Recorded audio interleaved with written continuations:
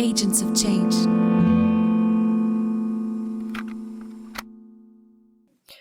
Jules Verne wrote the book Around the World in 80 Days in 1872. 17 years later, in 1889, a woman challenged the book and traveled around the world in 72 days. That woman was Nellie Bly, and being one of the first women to travel without male companionship and setting the record for the fastest travel around the world is only one thing she is remembered of. She became one of the most famous American women reporters in the 19th century. She has especially been a pioneer in investigative journalism. Nellie Bly was born Elizabeth Jane Cochran in 1864 in Pennsylvania, United States.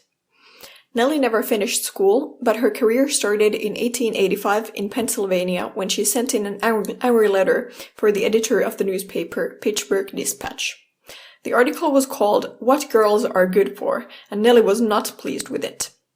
The editor was very impressed by the letter and printed the rebuttal in the paper. He saw Nellie's potential and hired her as a columnist. Nellie began her career and started writing under the pseudonym Nellie Bly from a song by Stephen Foster.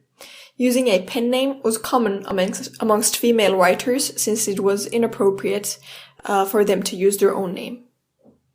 Working for the paper gave her a rare opportunity to report on things women weren't usually allowed to do, such as corruption and slum life.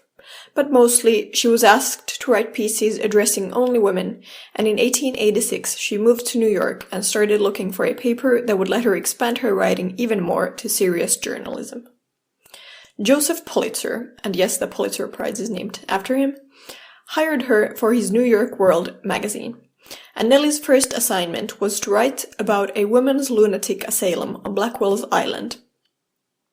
Bly didn't take this task lightly, and she ended up going undercover in the lunatic asylum for 10 days to reveal the horrific conditions the patients were suffering in. This type of approach became Bly's trademark, and would now be called investigative journalism.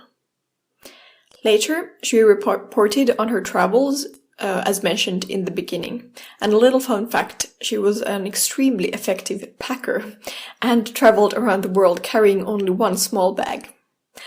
In her later years, she also dabbled in the business world through her husband's company, but in the end, she always came back to writing. Bly reported on, for example, on the First World War and the women's suffragette movement.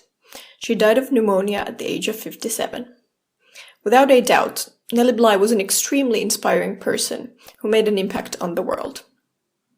A quote by Nellie Bly goes, "I've always had the feeling that nothing is impossible if one applies a certain amount of energy in the right direction. If you want to do it, you can do it." This is Anna from Helsinki for the Agents of Change podcast, for the world goes to where we take it.